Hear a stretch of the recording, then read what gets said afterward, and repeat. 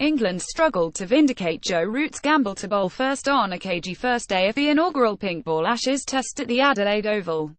Only Usman Khawaja 53 could post a half-century, and no stand exceeded 53 as England arguably fluffed their lines with the new ball but stuck to their task to restrict Australia to 209 for 4.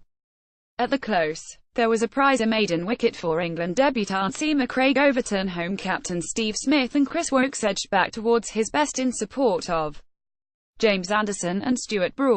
No one, though, could claim to have achieved a telling advantage in front of a modern-day ground record crowd of more than 55,000 on a day.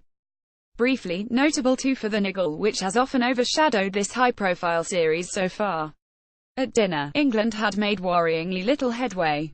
They did not help themselves by pitching too short initially, although as well as no wickets, the other consequence was relatively few runs.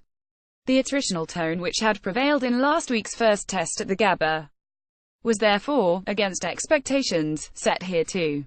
It was down to Woakes that, after an opening session truncated by showers to only 13.5 overs, England then bagged a couple of much-needed breakthroughs in the second. First, Woakes was alert and accurate with his direct hit throw after David Warner sent Cameron Bancroft back as he attempted a single to Moeen Ellis' and the young opener could not regain his ground. England had also starved Warner of fluency, and arguably he was running a little short of patience when he tried to engineer a run-scoring angle off the back foot but succeeded only in edging Woakes behind.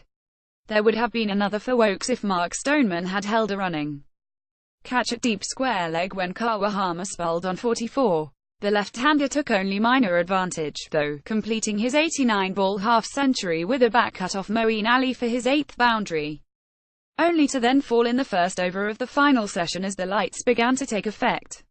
He tried to attack a length ball from Anderson and edged to a fine gully, where James Vince took his sharp catch diving to his left. Smith's entrance immediately brought a verbal settle with Broad and Anderson, unsurprising, given the exchange of views which has travelled south from Brisbane between the Australia captain and his opponents.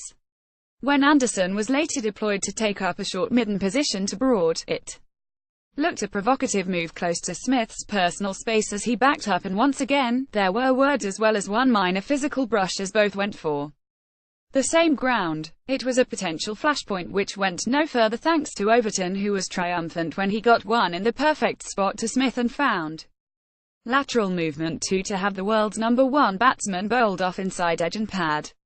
That, however, was as good as it got for Root's men as Peter Hand's command. Shaun Marsh dug in to close out the remaining hour and a half.